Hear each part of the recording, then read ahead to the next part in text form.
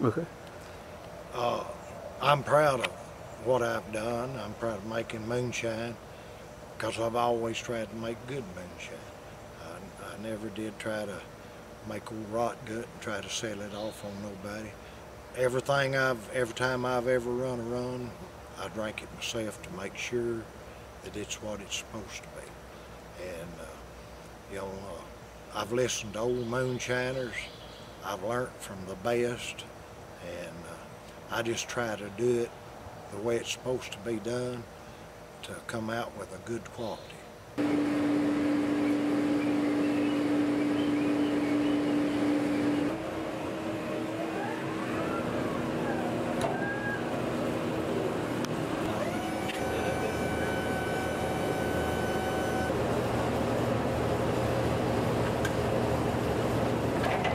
Yeah, if the sheriff, everybody, I wouldn't say it was being favored, but a lot of times you'd see the sheriff down there on the street, you'd fold $100 bill that they hand, walk up and shake hands with him, leave that 100 with him, tell him say carry your wife and kids out and eat tonight or something, And when election time come around, if he was a pretty good sheriff and stuff, donate $300 or $400, $500 to his election, and then he'd let you know. It wasn't like we was common-ass criminals, we wasn't hurting nobody, but we respected them and they respected us, kind of, I guess how you put it. I see. But yeah, they some that the sheriff wouldn't like, and they wouldn't tell them for nothing. What kind of quality of a moonshiner would the sheriff not like? Are there some types of people that would earn a bad reputation for themselves? Roughnecks that was always stealing or tearing something up for somebody's and making bad moonshine that would no count. Now he'd bust their ass. But as long as you was doing a good job and you wasn't bothering nobody and you was doing what you're supposed to do, very seldom it ever come your way. Local police were a little more lenient on their community whiskey makers, but federal police would come down hard. Yeah. And if they did, a lot of times they'd tell you.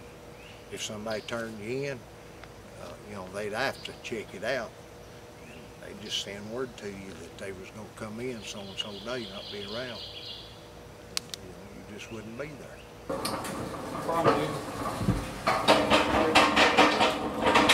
One got caught or something, in the woods, it would spread. The rumor would spread. They caught a steal at so-and-so place. Or if they came in and caught you at it, the rumor would spread.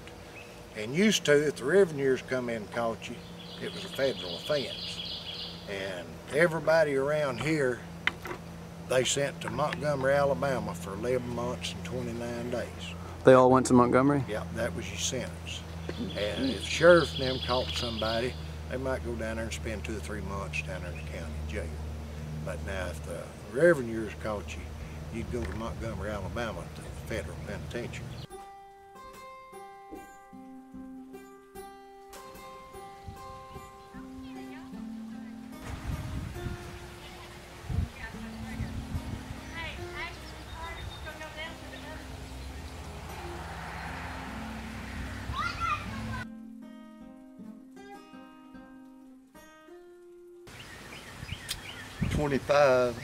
I turned 25 in Marion, Illinois federal prison for selling 52 gallons of moonshine and 3 pounds of homegrown marijuana to the feds.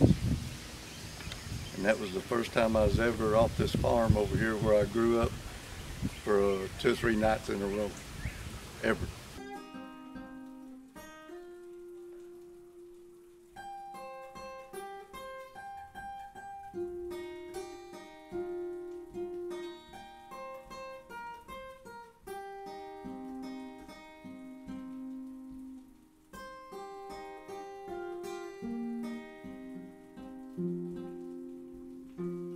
I was homesick. They gave me 5 months and 29 days. And pretty much every night I was there, I was standing up waiting for the sun to come up. I was standing there looking out the window, waiting for the sun to come up, homesick as I could ever be, wanting to be back on Short Mountain. Yeah. Be back out in the woods. Back on the farm here. You know, like I say, I worked construction work during that time too. But we was laid off every winter. We got laid off at Christmas or before, depending on the weather. And I would make moonshine all winter, cut firewood for people. I remember we sold the moonshine for $10 a gallon. We cut the firewood for $10 a rick. That was during the last of the 70s, first of the 80s. But I think that was the reason I lasted so long at the construction company for 14 years, because we got like a 3-month break. We usually got laid off right at Christmas or right before, and didn't go back to work till like the 1st of April. So I made whiskey all winter and cut firewood and drawed unemployment, and enjoyed life. You know, it was just great. It got to where it was hard for us to make outside, out in the woods, because if we had this farm, say we was making moonshine on this farm, they wouldn't let nobody in to hunt or nothing. Well, they'd just go to the next farm over and get permission. They'd go over in there, and then they'd come over on this farm, and you know, they'd run up on the outfit and stuff. And it got hard to make outside. I've made in semi-trailers, I've made in box vans, barn, old dilapidated houses, school buses. I've made just about everywhere that I could get it in to where I could keep an eye on it all the time. Because like I say, it got so bad, people moving in and out and get permission on the other man to come across, and they'd come across over here on the back side, and a lot of times they'd walk up on the outfit. They can just find somebody else. Find somebody else that'll let them go on their property, and they'll walk to the back of it, walk across, and come over where they ain't supposed to be no way. And that doesn't count as trespassing for them because they're government. Well, it's supposed to, but what the hell can you do? You out there making whiskey and you catch them over, you can't carry them to court, you know, because it's just, you can tell them to stay the hell out, but as far as doing anything with them, you can't hardly do it. But most of the time, the ones that done that was the ones like from Murfreesboro down in the city or something, you know, and they just come up and kind of overtake, you know, and do it. But I've caught a few of them and run them off, you know. Caught some of them before they got to my outfit, and caught some of them around. So you just have to kind of go with the flow on it, you know, and see what's going on. When you read Genesis, God created the earth and the plants and everything in it and called it good. I mean, if he called it good, how can somebody over here say it's no good and it's against the law, you shouldn't have it, you shouldn't do it, you know? I mean, I can see people abusing anything, it don't matter what it is. But like I say, the plants and the herbs and anything you can make out of them, people abuse it. It ain't that it's bad, and like they've told everybody all their life is, you know, just like I've heard all my life from way back.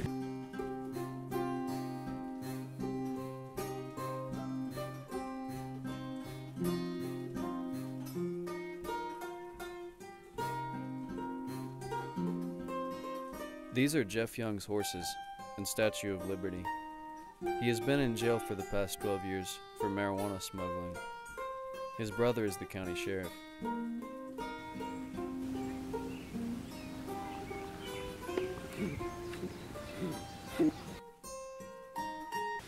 My first memories of even my grandfather, that's part of the first memories, or is the first memories, but the older I got, the more I hear people talk about moonshine and all that, the more I wanted to carry on the family tradition. I guess you could say that was one of my main goals by the time I was 18-year-old, to learn how to make moonshine.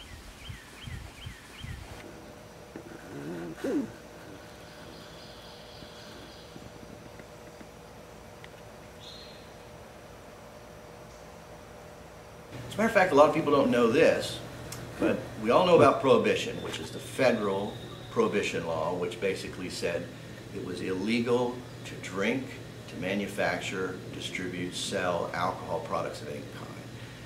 Most people don't know this, but in Tennessee, they were that aggressive. They already had that prohibition policy statewide 10 years before the federal mandate came through.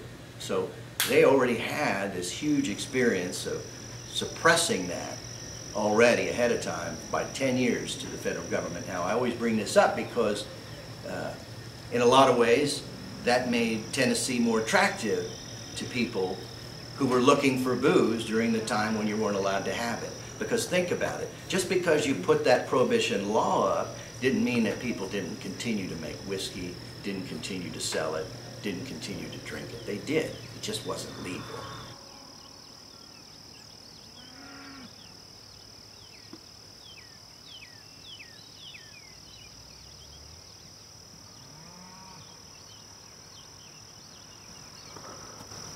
So what happened was, you had 10 years worth of experience from people who were illicitly producing whiskeys.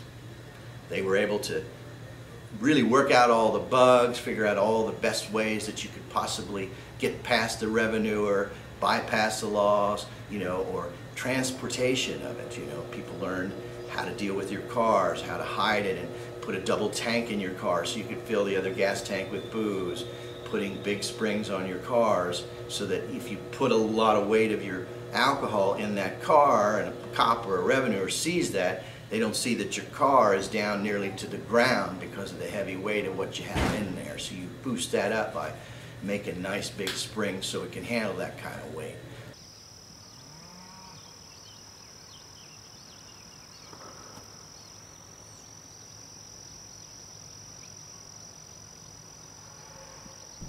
Agriculture is a common source of monetary income, and back in the day, small farm corn growing and moonshining were intertwined when it came to supporting families. Mears, he raised 18 kids making moonshine. 18? 18. He had 3 by his first wife, and 3 kids by his first wife, and she died. I don't know her name. She died and given birth to the third one. And then after she died, he married Ollie. They had 18, and that's why he raised all of them. Making whiskey. Making whiskey? Yeah. That's all they ever done, make whiskey. That's all he knew to do. Which side of the words did it be on, bro? 2018. This side over Towards here. the wall? Perfect. A little bit. On this side. Also, there.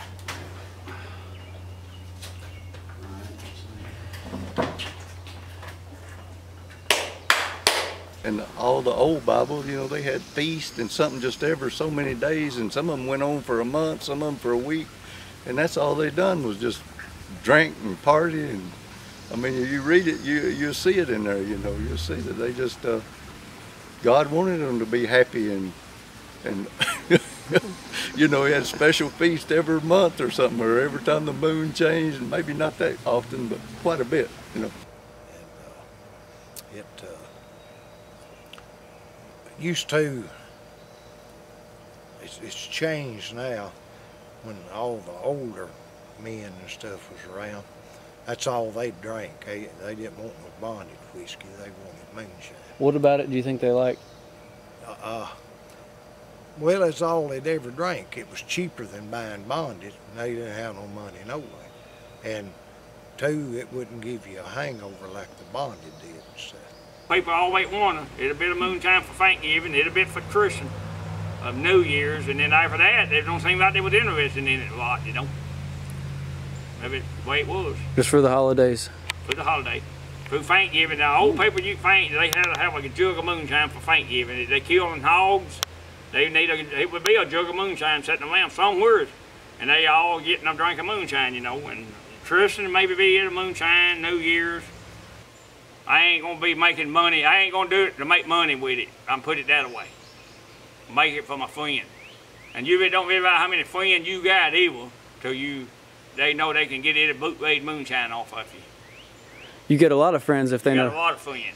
Do you like having lots of friends? I got a lot of friends, and they want to pine here or court there. And, hey, I give it to them. I don't charge them nothing for it. I don't make a lot of it. I don't make it for money no more. I don't. Let me see who that is. People have a taste for whatever they want out there. Yeah. But I always wanted all the women. That's good. That's my younger days. But them days over and gone. I used to be like an old dog. I had my nose on the ground looking all the time. Now I got my head up. Don't want to be looking. So you too young. You don't understand all that, do you?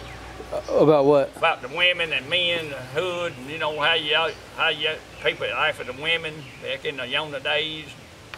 See, moonshine, when we made a lot of moonshine, they have a lot of parties and dances and things. And I seen fights, you know. I seen people getting fights. And I bet the way life was back them days, you know. What's your advice for going after a woman, or how would you have gone about a woman? Well, a long time ago, well, hell, I've always tried to have a smooth talk, but nobody could understand me, I don't guess, but I always try to take them out and eat and try to wine them and dine them a little bit, you know. And now, that back in my younger days. Now I'm all older now, so I be telling her, I say, hey, ain't no whining and dining. You available I am, and go for it, you know. Yeah. I don't wine and dine them no more. I used to. So now I don't care where I get a woman or not, you know. Is your wife still with you? Yeah. Yeah. She had a hard time putting up with me, though. Yeah. She left me several times over women. But she always come back. I mean, she always thought something. I guess she seen something good about me. But I got two sons. They good boys. One 49, one 43. Got two granddaughters and a great grandson, about 3 years old, and I think I've been loving them to death. Got two good boys. My two boys don't even know how to make moonshine. I don't want to get in trouble, I guess, you know. I figured that I'd done enough for all of them, I guess. Been in enough trouble, and I don't want to see my boys get in something like that, you know. Yeah. And they know, I mean, they always say I got a cousin or two that in the 50s, and they say that them boys ever want to learn how to do it, really want to learn how to do it. When I'm going on, they will show them how to do it, you know. It takes a while to learn how to make moonshine. It ain't something that you can do overnight.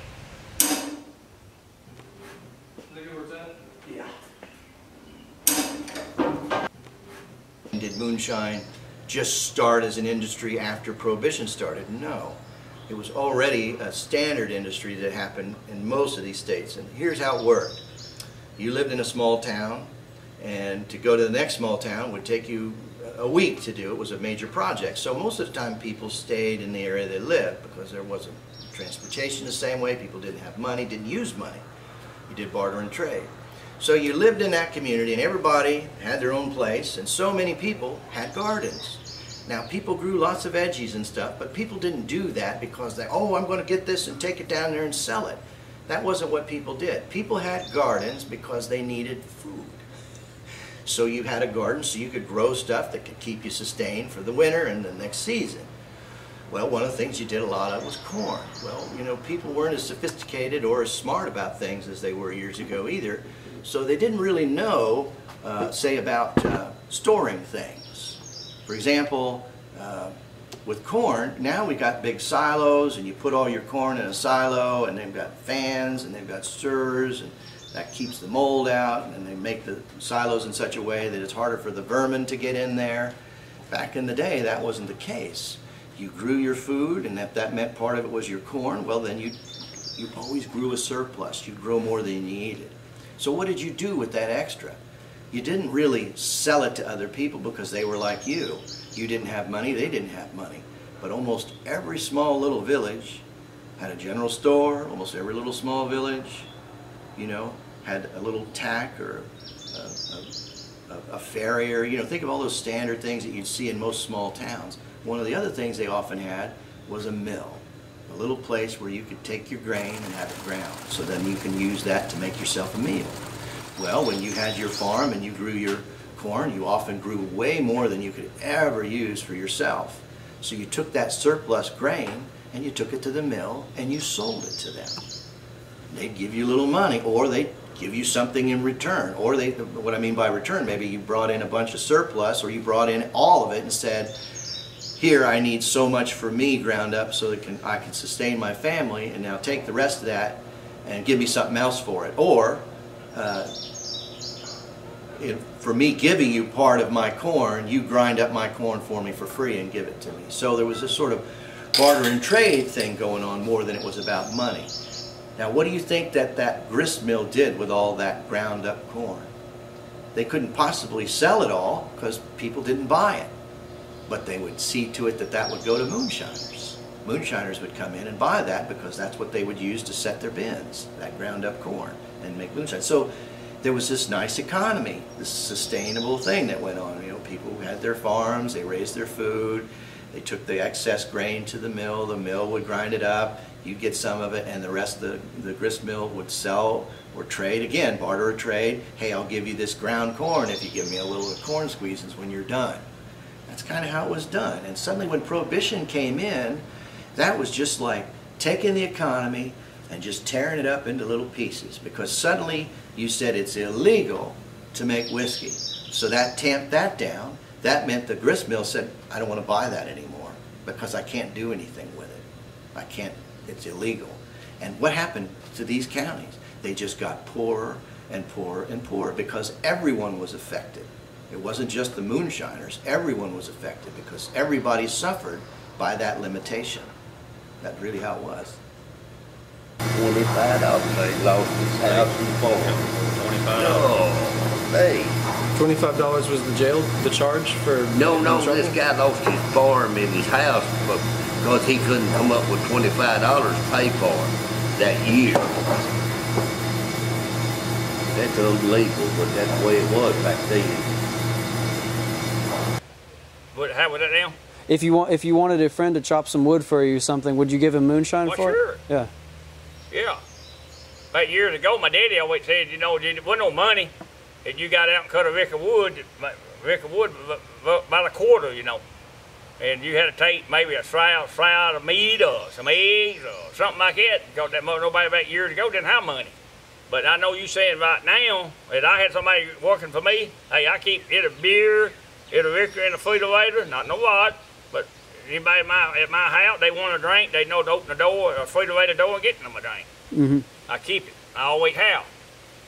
I keep it of moonshine in there, a pint, a quart maybe, case or two of beer. If they come to my house and they want something to drink, it's there in the refrigerator for them. Yeah. And water, if they want water be in the refrigerator for them. That's the way my life is. The way I understand it, when you make stuff for yourself, when you do stuff for yourself, you're like if you make your own bread, if you raise your own chickens, it's a wonderful thing to have pride in something that you make. And when you have something that you've made that you have a lot of, it's really nice to give it to people. That's true. That's true. And I feel like that the government wants to take that away, and big corporations want to take it away by making you buy what they have. That's what it boiled down to. I got pride in making moonshine. I have. I ain't gonna say I got the best. Maybe a long way from the best, but I still want to think that my moonshine is as good as anybody else is, you know. And it ain't a lot of different in a recipe of it either. It's all the same recipe. It's just the way that you go about cooking it, how cold you keep it. Don't run it too fast. That's where you get your good quality moonshines at, by taking your time and doing it the right way. I always drink my own whiskey. A lot of whiskey makers that I know, they never would keep their own whiskey. They said, hell, we ain't making this to drink. We're making this to sell. We'll buy somebody else's whiskey. Where your moonshine coming from, I really trust the guy that give it to you. You better leave it alone. Right. Go to key. Yeah. Sure will. Make sure. So there are a myriad of ways that you can calibrate your still, how many times you distill your fermented mash, how you choose to make heads and tails cuts, and what you determine to be keepable spirit. And ultimately, it's what you like going into bottles or barrels that determines where you make your cuts. I've explained the stripping run. Basically, we load the still with fermented mash, grains and all, into the still. We take the bulk of the alcohol out, send the spent grains and water to livestock. After we complete 6 strips, we'll have roughly 240 gallons at 90 proof that we put back in the still for a true second distillation. We'll run the still at a much slower pace, and we're trying to concentrate the most foul tasting or negative flavored spirits to pull off at the top and collect them in one of the side bays of our receiving bay. That's generally referred to as the heads, has the lower boiling point alcohols like acetaldehyde, ethyl acetate, methanol, these types of things that not only are they not good for you to drink, but they also don't taste very well. So we'll determine that cut by smell and taste, and once it's something we want to put in bottles or barrels, we'll switch over to collect the good stuff, which is the hearts. So we are presently loading the still with 6 strips that we've ran, and we're going to give it another distillation. It seems like every day, I don't care how long you've been making moonshine, it's something different will show up that you got to, you memorize. So why did I do a stupid thing like that, you know? And if it's something, every day, everybody make mistakes, you know? And you will make mistakes making moonshine too. You the best in it is, you're gonna make a mistake. I mean, that's the way it is. Everyone makes mistakes. Everybody makes mistakes. Man said he don't make mistakes, he ain't doing nothing. He ain't doing nothing. The way I always done mine anyway. Used to, when we was making, we'd go to the woods, and when we got done making, we'd grab them jugs up, bring them out, put them in the car, we'd carry them to a bootlegger somewhere we didn't hold on to. And they was old man, and I felt like he was screwing me. I knowed he was, but I couldn't really argue with him. Every now and then he'd tell me, say, last whiskey you brought me, I had 2 jugs of weak whiskey. Well, doing it that way, you didn't really know. You know, you could have had a couple jugs. And so I got where I built me a container. I'd pour all my whiskey in that container, about 15, 16 gallons. I'd stir it all up. I'd keep me a jug of real high that came off first, and then I'd keep me a jug of the last, where if it was too high, I could cut it down. I'd stir that up, pour some high in it or pour some weak, whatever I need to do. And then I'd stir that up. I'd get my beads like I wanted it and my taste like I wanted it. Then I kept it stirred up and I'd drain it out in gallon jugs. And I carried him some.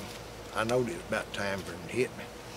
He said, hey, I got a couple of jugs of whiskey from you last time that was weak. And I'd always bring him a couple more gallons. I told him, I said, like hell you did. And he was counting the money out to me. I told him, I said, every jug of whiskey I bring you's the same. I got a container I mix it up in. I said, I mix it all together, get it like I want it, I drain it out. He was sitting there counting that money. He got done counting that money, he looked up at me and said, I guess that'll work, won't it? And I said, it sure does. And he never told me he had another jug of weak whiskey. The spirits coming out of the still are cascading over our hydrometer flask. We are collecting the heads in one of our smaller side bays, one of the 25-gallon bays. So you can see the collection here. We're probably at 2.5 gallons or so. It's generally a good stage to give the heads a taste and see where we're at. So, nail polish remover. You know, bitter.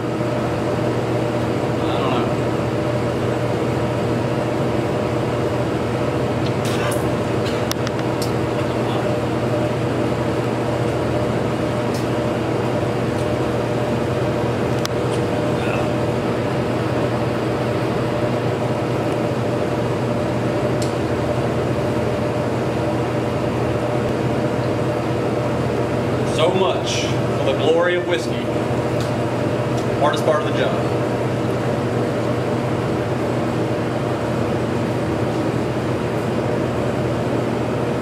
much better nose. It's really cleaned up. That nail polish remover, acetone, grapefruity smells faded quite a bit. It's coming to more of a light sweet grain, sweet corn smell.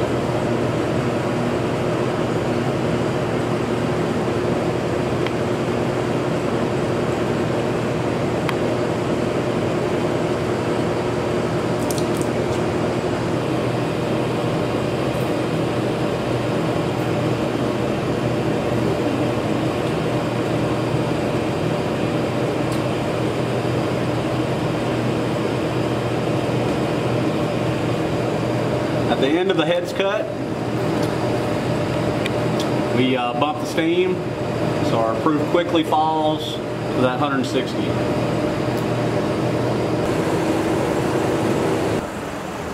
Well, what we have here is a portion of our hearts collection on this bourbon run. You see it's right at 160 proof, and smells pleasant grain, maybe light grass, sweet, and candy almost.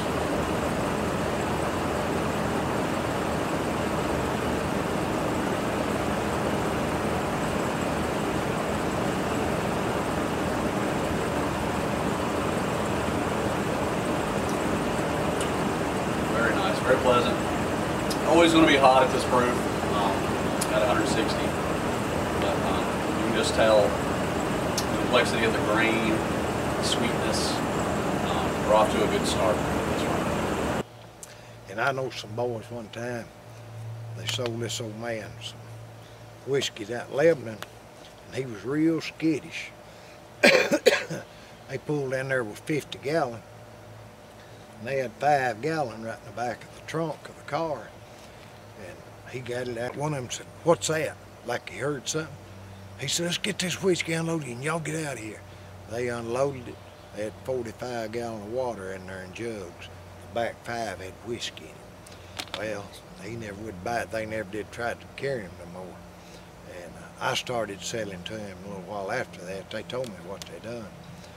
And I'd carry it down there and he'd go shake every jug and smell it, make sure it's whiskey.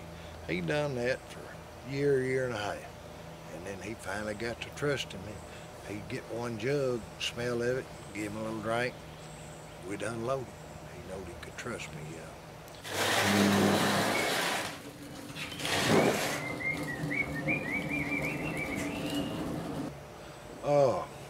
well, you just have to deal with them.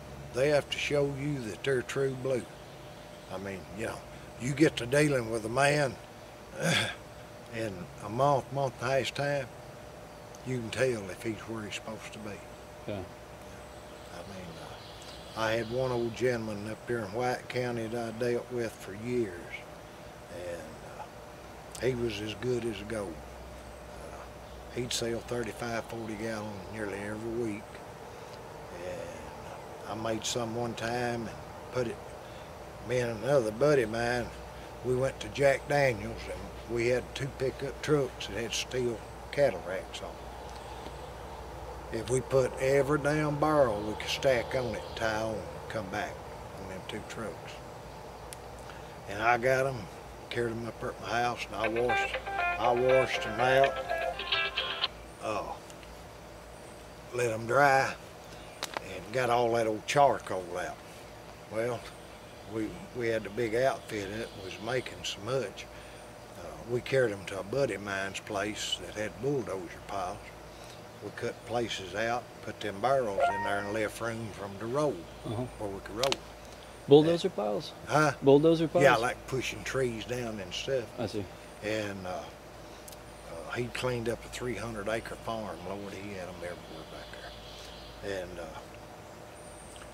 that winter, after it started getting real cold and it wasn't working like it ought to, I told my buddy, I said, "Let's quit for the winter." And he said, "What are we going to do?" And I said, "We're going to empty them barrels out." Well, we hadn't even went over there. We just go over and roll them a little. But it got enough of that them maple chips, hickory chips, that it left enough coloring in that wood that it got in that moonshine. It had the prettiest amber color to it you ever seen, Yeah. just like charred whiskey. Well, hell, that old man was buying 35 gallon a week. He got to buying 75 gallon. I went up there one day and I told him, I said, Pap, it's gonna come to the end now. Oh yeah, I know it, I know it. He just kept right on going. I carried him about 3 or 4 more loads and that, I went up there. I said, this is all of it. He said, oh hell, you've burnt me. I said, I ain't burnt you, I told you it was gonna come to the end. He said, I'm selling this to state troopers. Part of it's going down there at Nashville. He called it the big house. He said, it's going down there. Said, lawyers, DAs, everybody's buying me. And I said, well, that when you get this sold, this will be the last of it. And he said, well, I ain't even saved me none to drink. And he'd been good. There'd been a time or two when I just blowing money and mine get tore up and I wouldn't have money to set back up. And there'd been a time or two when he would give me money to buy another outfit and set up. And of course, I was always good to him too. But I told him, I said, I've got a 10-gallon keg of my own.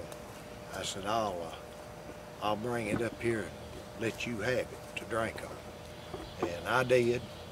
He said, I'll call you when to come get it. He called me, and it was a couple weeks after that before I went and got it.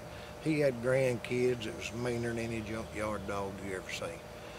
And we sat there on the porch to talk for a while, and we went out there to his old barn, and he had that keg in the corn crib. We opened that crib door, and there sat an axe and a hatchet.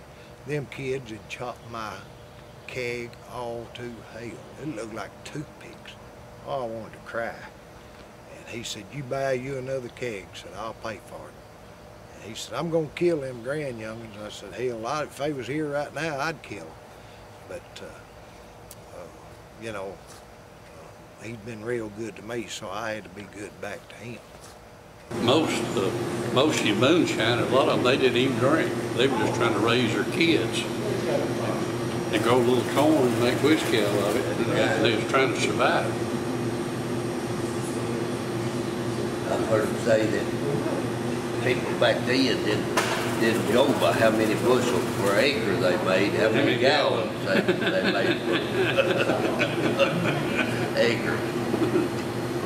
I had you'd known him. I had a great uncle. Him and his nephew, they made it.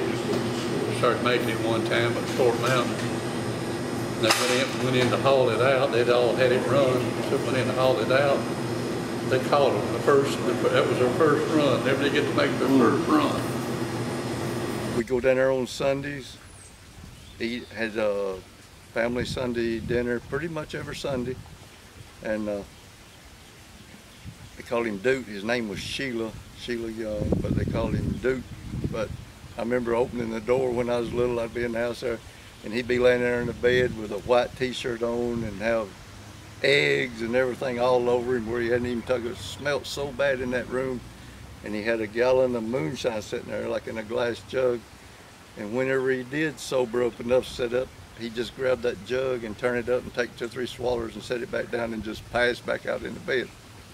And I remember staying with my grandfather my great-grandfather, for 2 or 3 days at a time.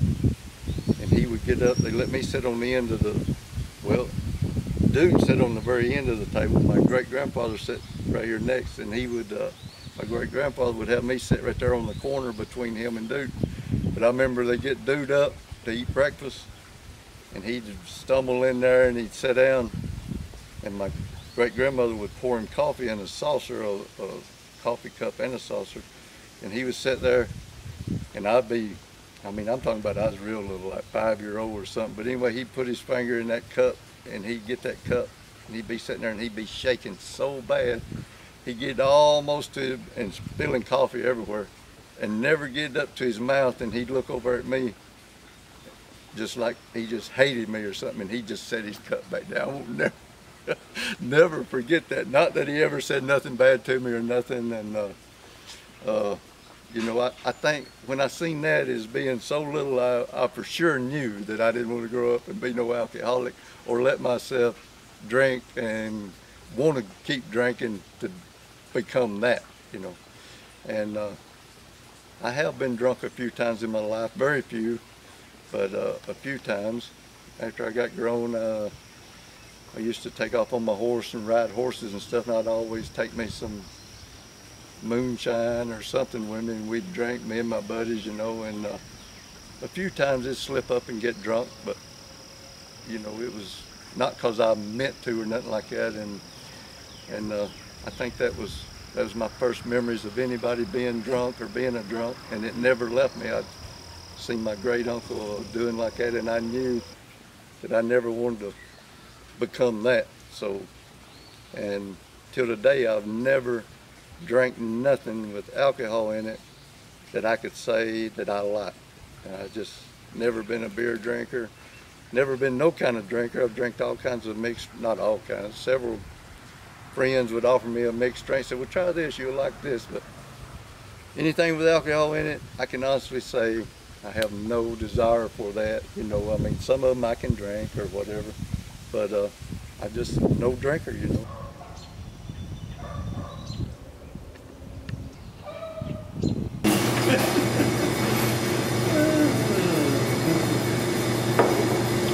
No, it's moonshine. Moonshine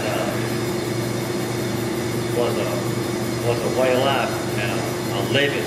Making a living. Yeah, a lot of people, yeah. Hey, moonshine wasn't just for getting drunk. Yeah. I mean, hey, they used it for cough syrup, they used it for those cooking, they used it for, You know what Cap Young said? You know, he bootlegged all my life when he died. But he said it made the sale not to drink. That's right. Now, see, he went and borrowed, I think it was him that borrowed, I think he borrowed $650 note from Dr. Adams, and right after he borrowed the money, he got caught. And Dr. Adams, before he went off to jail, he said, how you ever gonna pay that money back? He said, ain't gonna be no big thing. He said, people just thought it made liquor before, now they know it. He said, business be better than ever. You ever heard of Miss Pokey at McFable? Pokey, Miss Pokey. Old widow woman lived, I'm not a widow woman, but never been married. She lived over the river out there. Went out to the highway, turn right, about you go across the bridge there, and then the first house on the right. She's on the bank of that river log house.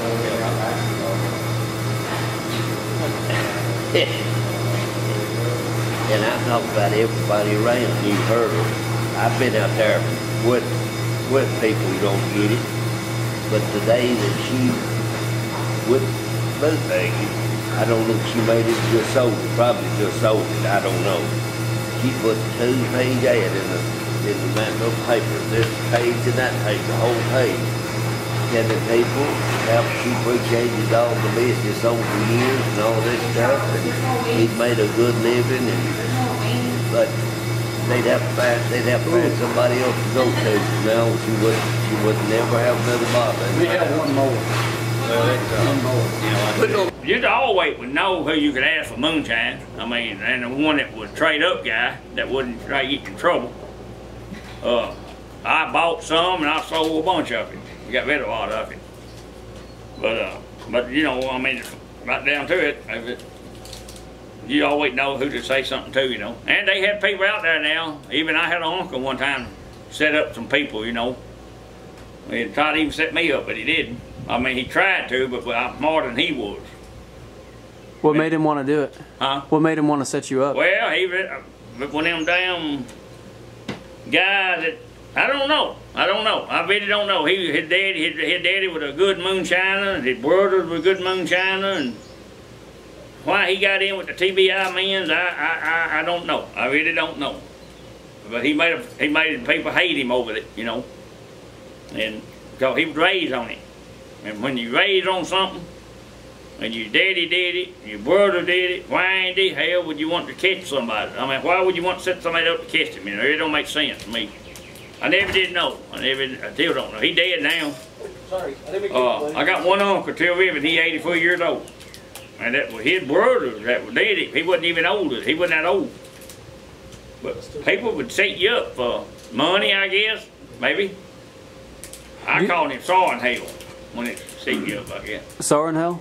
Huh? What hell? If anybody set you up, I bet say it ain't nothing to you. A man that set a man up that a moonshine on top of. If you already doing it, and you set somebody up, it ain't nothing to you. If you know what I'm saying. Sorrier than hell. Sorry in hell. All right. You got it, Chad. Chad. I mean, not Chad, but what's your name? Them ain't already forgot. I call your damn booze. I call your booze brother so long. Yeah. I already forgot your name. That's Ryan. Huh? He's Ryan. No, you Ryan. I know you. I'm Josh. Josh. Yeah.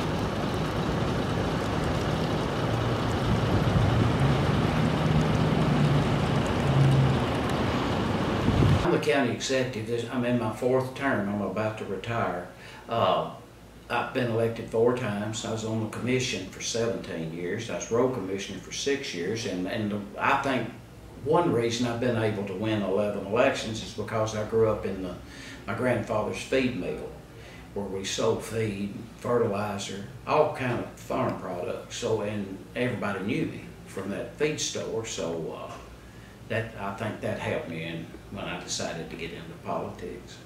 I was born and raised here, and my grandfather, who passed away in 1980, until he died, he run a feed and seed farm supply company, and we did a lot of business with the local farmers and all. But as a boy, 12, 14 years old, I was working at that feed store, and I knew every moonshiner in the county, and the way I knew them, they all bought their sugar from my granddaddy. And he would get a load of sugar in 100-pound bags.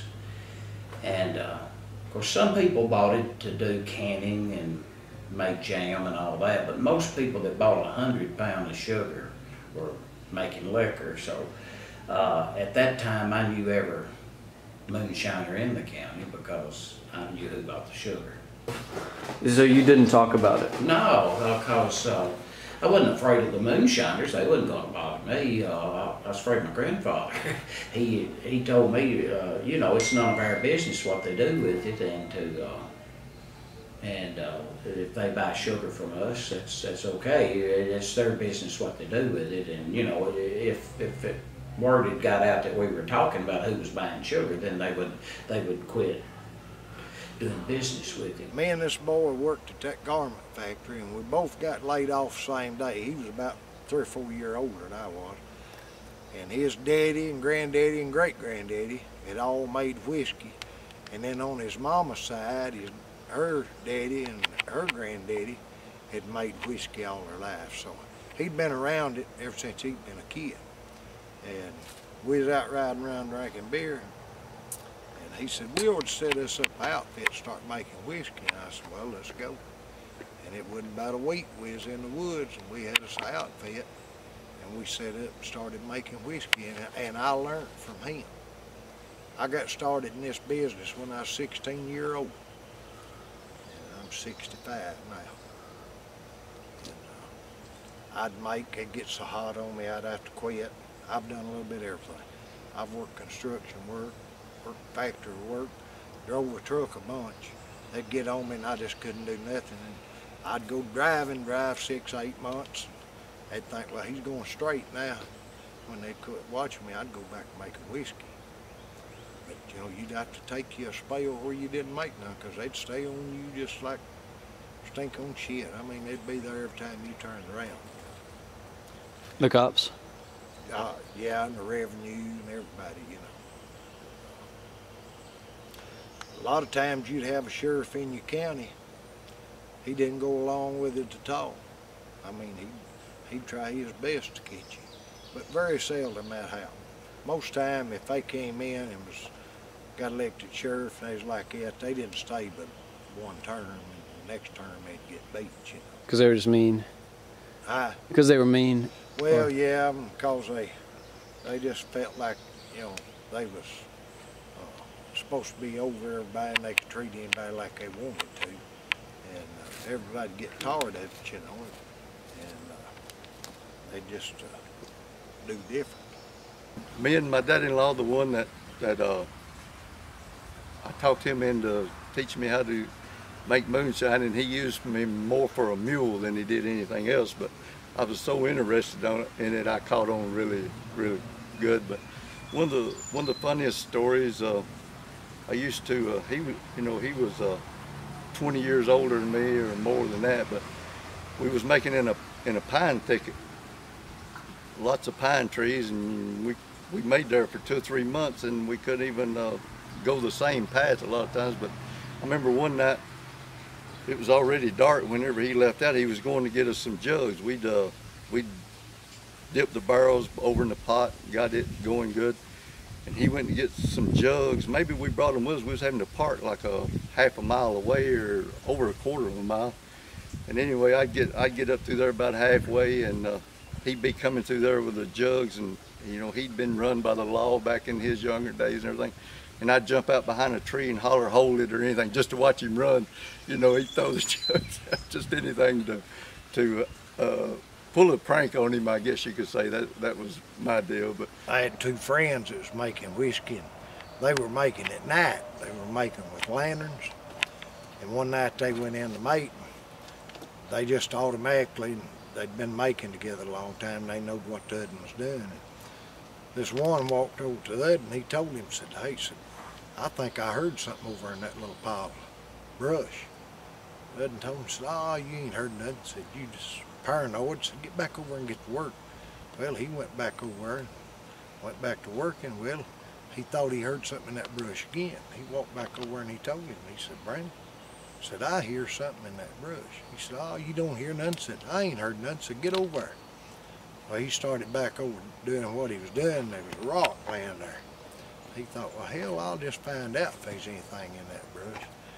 He picked up that rock, turned around, and throwed it hard as he could right in that little brush pile. Hit one of them reverend ears in the head. That reverend ear hollered, oh! He took off running, and the rest of them come in. They got one of them, but they never did get the other one. He ran off. He got away from them. That's good. Yeah. That's funny. So when the reverend ever yelled, all the other ones came in? Yeah. When they yelled out, you know, they know something was wrong. And one buddy of mine, he took off. He didn't carry no lantern or nothing, and the other one stood there because he didn't think it was nothing going on, and they just come right in on him and got him.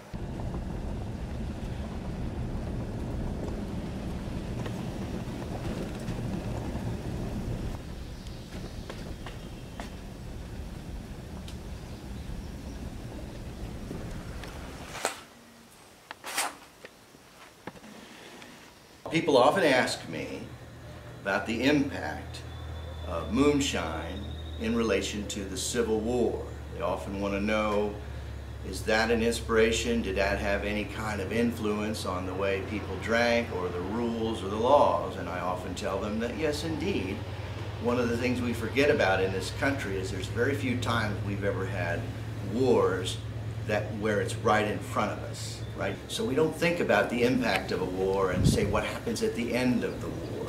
And oftentimes people have this assumption that once they said, okay, the war's over, say for example the Civil War, which is what we're talking about, that they would say, okay, the war's over, and everybody just shakes hands and walks away like it's the end of a basketball game or something. It didn't work that way. Nothing is that neat. That didn't mean that the war stopped for a lot of the people that lived in, say, Tennessee, Kentucky, Carolinas, Upper Cumberland, which in my opinion was one of the last holdouts of the wilderness area before development really came in particularly with this state, because there wasn't the road development like there is today. So for example, people say, well, Jeff, why, for example, is there a dry county in Cannon? Why is that? What started that? What was the point of it? Well, in my opinion, based on what I read, the reality is that why they made this county dry had everything to do with trying to control the violence and the horseplay that went on at the end of the war. Because just because it was at the end of the war didn't mean that all those young bucks came back and shook hands and everybody was friends again. You could have a boundary where over on this rise there were people that had a position that they approved and supported the Confederates, and then you had this side over here which was all for the Union. So it would just depend one way or the other who you sided with. Well, at the end of the war, maybe you didn't feel you got a complete resolution, and you resent your neighbor over there because during the war that neighbor did something to your family's land or your aunt's land or a friend, and then likewise this side could feel the same way. So at the end of the war, people still fought. People still fussed. People still raided and killed and pillaged and all that nonsense. Well, you know, over time, people get tired of that. And I think what happened is, as the government got more established, things started settling down, people realized, hey, we're done with this now. Regardless of what your thoughts or your position is on the war itself, it's done now. So we got to stop. Well, one of the ways to help stop any of that horseplay and violence is to tamp down booze. And I always remind people of where I read in the local information, say from the library, the Cannon County Library, or some of the other reference books as I've read, or the history of Cannon County, that they very clearly say in there, in the policy of the law, as to why they were stopping booze. And the three things they said were, really, we want to stop the fighting, we want to stop the horseplay, we want to stop the drinking. The big word that caught me was horseplay. You don't often see that word utilized in a law as far as, but what I think the end result was that people in Cannon County, the leaders, those people that were here, said we can't have this anymore. We can't, otherwise it just disrupts everything and then it never ends. And so that's why I think that Cannon County in particular, when it was established as a county, why that started, was why they made it dry. Was because this was a good way to keep the young men that really didn't feel like they got satisfaction at the end of the war from continuing that violence by continuing to drink and carry on and all that kind of stuff. Because you have to remember that back in the day, you know, Cannon, say for Woodbury itself, where did everybody meet? Everybody met at the square. And depending on the day, depending on the time, depending on what you did there. We didn't want that. That's what they said. We don't want people, young guys, coming into town and fussing with people at the square. Come buy some of this shit. That's what they said. We don't want people, young guys, coming into town and fussing with people at the square and carrying on, or killing a neighbor down the road.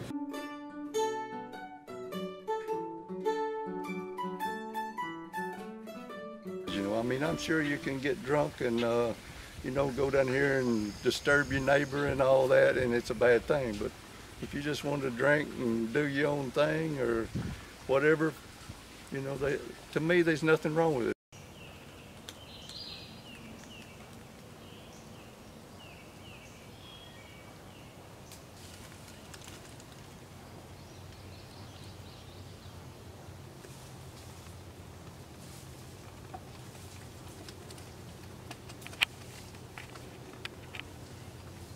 When we pursued getting this moonshine distillery established, this county was dry for many years. And so that's a big deal to talk about, that we managed to change the whole lay of the land here and get that law changed so that this county is no longer a dry county. If it was still a dry county, it'd be difficult for us to be a legitimate distillery. So, yeah. And then, what did that mean when we say we wanted to change the law? Well, that meant that you have to put that proposal to the people and make sure that enough people in the county are aware of what you want to do, explain clearly what you want to do, and then leave it to them to vote on that to allow us to do it. And that's what happened. What we did was, during that pursuant, we had to satisfy petitions. First one, maybe 15,000 signatures, that kind of thing. Maybe another tier later that you had to do where it required 5,000 signatures, that kind of thing. We also went to every little township. You know, your county is divided up even further into little townships. So we went to every little township in this county and had little public meetings. Now that could be, the township could be in town, which meant that you'd have a ton of people showing up for that so you could explain things. You'd put out maps, you'd put out blueprints, you'd show everything that you want to do. Or it could be, well, in this township there's only 3 people. So we'd go to their house, or maybe there's only 60 people in this township, so we would go to a church and collect all those people and try to explain to them what it is that we wanted to do. The goal was to make sure that anyone and everyone that is a resident of Cannon County knew what we wanted to do, which was to get rid of that dry law so that we could legally make whiskey. And so at the end result of all of this petitions and all that nonsense and your meetings was that we managed to develop a ballot measure. And that was available at our 2012 general election. And that ballot measure, you know, when you go in to vote for your president, vice president, all that other stuff that you do, if you were a resident of this county, of Cannon County, when you went in to do all that duty, there at the bottom was another option for you to vote on. And that ballot measure basically asked for 3 things. And we designed that ballot measure to be an up or down vote. In other words, you had to accept what we wanted to do, or you had to tell us no. And basically what we asked for was 3 things. 1, we wanted to be able to make whiskey here without getting thrown in jail. 2, we wanted to be able to sell the whiskey without being thrown in jail. And 3, if people came here, we wanted to give them a sample of what we made, that we wouldn't get thrown in jail, and they wouldn't either because they took a drink of it, because that would have been illegal at the time. It didn't change the law. Do you think some people lie about it or don't like it? I don't. I mean, tell it the way it is.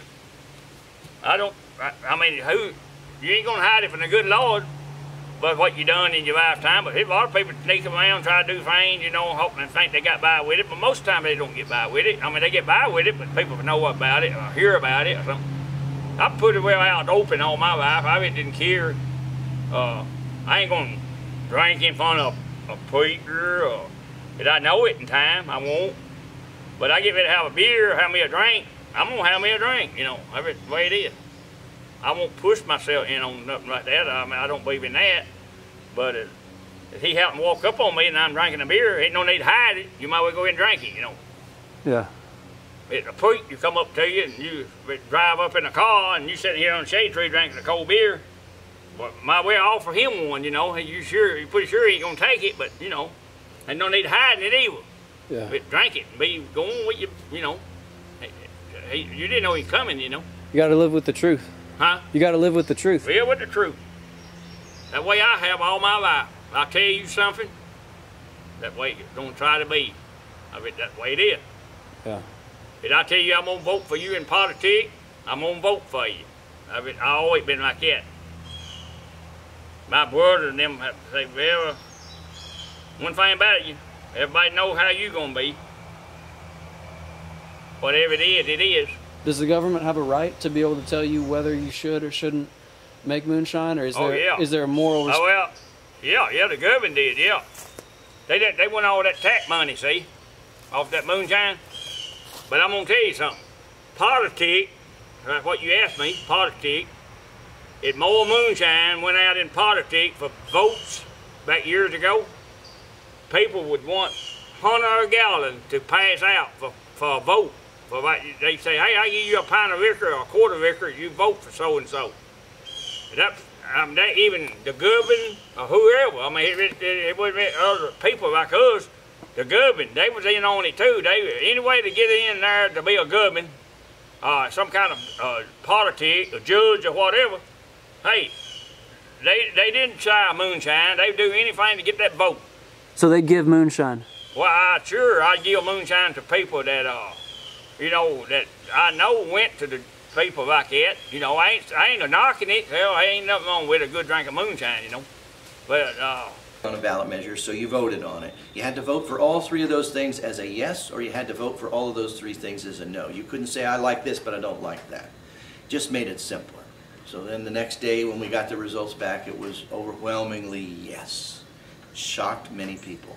So many people said, yes, go for it. Ignore the law. It doesn't apply to you.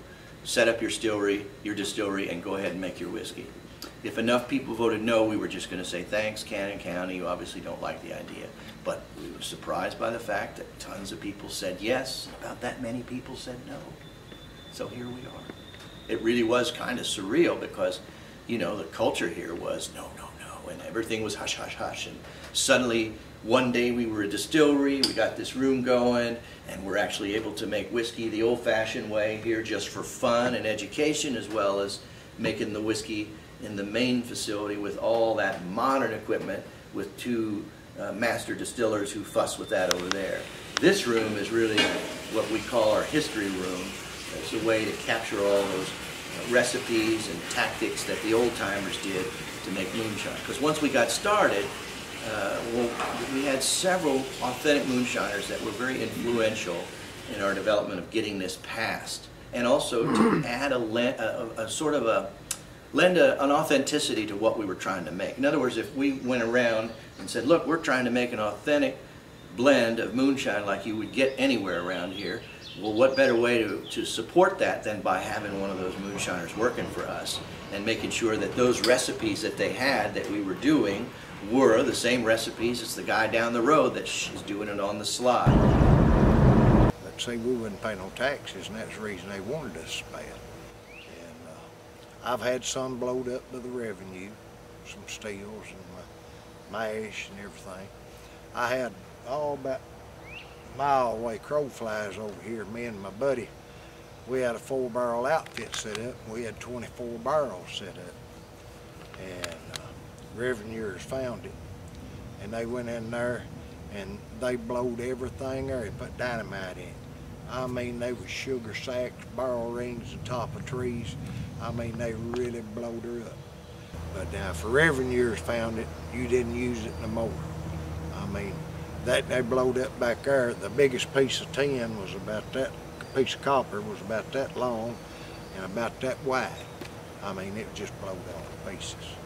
And they was sugar sacks and barrel rings and top of trees a whole lot taller than these. There wasn't a lot of ways to make money, and that was a way. And as I said, and I've said it more than once, the grand opening, the first day we had people here, we had over 5,000 people showed up all for the whole day. But I'd give a tour, I'd start talking about something, and I'd see these people, and you could see there, most of them were older, my age or older. Some of them were in tears, some of them were just excited, and I'd say, what's the deal? And they said, you know, this is so nice for me to see this happening because my grandpa was a moonshiner. He was a good moonshiner, and that's what paid for our livelihood. Well, this is a dying tradition that you have going on. Yeah, it is. There's not nobody. Well, when pot come in here and got big, everybody quit moonshining that was my age and started growing pot. Well, some of them got filthy rich, some of them got busted right off, some of them got put in the pen for years. I had 2 buddies, one of them got put in there for 18 and one of them 16 years. And it seemed like after they got caught with this pot and after they messed with it, they never did come back to moonshining. They just went on their ways. And it got to where, at one time, I didn't know but 3 people in this county making whiskey. And we wound up, all 3 of us come up here and went to work. Up to this place? Yeah. Yeah, that's how Billy got in the whiskey making business. He was buying whiskey from me, and he called me, or I came up here one day to see him. This barn up on the hill, I was going to pump water from the spring back here to the barn up there, and I was going to put up a 6-barrel outfit where I could run 6 barrels at a time. Well, we made a deal and shook on it, and I went back. I was running, and as I was running mine, I was pouring them out, getting ready to move everything up here. He called me one day and said, come up here, I want to talk to you. Well, we met where the tool shed is out there now. It wasn't there then. And Billy said, what do you think about making whiskey legal? I said, hell, Billy, you can't make moonshine legal. It wasn't too long after I got the farm that I started getting advice from some of my farmer friends that I should make moonshine here. And I thought it was a good idea at the time, even though maybe it was a bad idea, because of course I probably would have gotten arrested. But I shook hands with Ronald Lawson actually, and agreed that I would put a moonshine still on this property.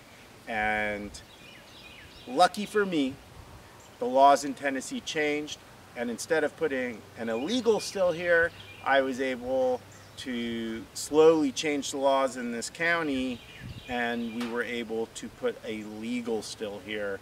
And all these guys who are my farmer friends who were making moonshine on the side were able to come here and actually make moonshine legally.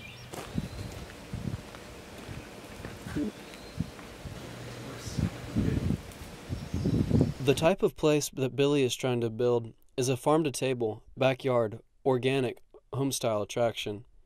He has a greenhouse full of exotic plants and a pond full of frogs that he nourishes. Being an artist, he has a flair for design and doing things for himself. The country life suits him well. He love it. You see how one of my years it fought down on it, when he get ready to decide to see something, both of them stand straight up. He a beautiful dog and a snake dog, man. He a snake dog. He treated a big old mud turtle out there the other night, and he was eating that mud turtle head up. That mud turtle was that big, and he was going in on that head at 3 o'clock in the morning, grabbing that mud turtle by the head. And I told Bonnie, I said, well, I'll shoot that son of a gun. I'm going to wake everybody up in the neighborhood. So I took my truck and back off in the creek there, took me a big old shovel and got him, put him in the back of the truck, carried him off. Oh, good. But I know the dog was going to bark all night. He wouldn't let up. In my mind, the first thing when I woke up, you know, to do something good for somebody or help somebody along that was struggling in some way. And I think that's how I sort of got in the mix-up that I got, because somebody would want something and they knew I could get it for them cheaper than they could ever get it or whatever, and I would do that. And I think that's how I come about being arrested like I have been, just because too good-hearted, I think. You know, if I would have said no, you know, or charge people outrageous for something, you know, more likely they wouldn't have asked me to do that or whatever, and I wouldn't have done it. But anyway, I did, and you know, I really don't feel bad about myself at all or nothing like that, in no way, you know, about what has happened to me. You know, I mean, I'm glad to be here, and want to help somebody out today somehow or another if I can, and it'll probably happen before the day's gone. You're helping me right now. I'll do somebody a good deed or do something for somebody that wants me to do something for them. And that's what I'm doing here with you today. Is Jesus your example? He is my main one. I talk to him every day, several times a day.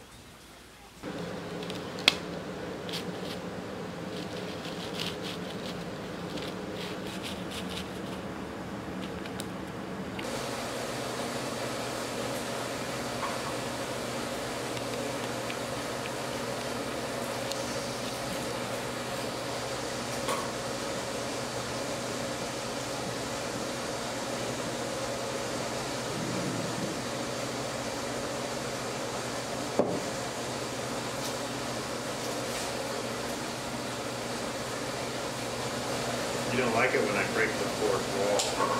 The more that you do, the more of a reality show it is. Hey Josh. Hey Billy. What do you think of the new bottle? I put a fake tax stamp sticker over the top. I see. And I've got this bottled in bond sticker here. Okay. And I think David likes, unfortunately, cast strength over bottled in bond, because he wants to sell this bottle for $150. Wow. Okay, well, we can do cast strength, or we can choose a very high proof that's very near cast strength. But then we can't call it barrel strength. Well, don't really know of it. I ain't for sure that I told you what you need to hear, but I mean, I've told you sort of how you make moonshine, and how you get in trouble making moonshine, and how you bring friends together making moonshine. It's good and bad on both sides, but most of it all good. And I don't know what to tell you to ask other people. But they can tell you whatever. If they are true moonshiner, they're going to tell you pretty well the same thing I have told you.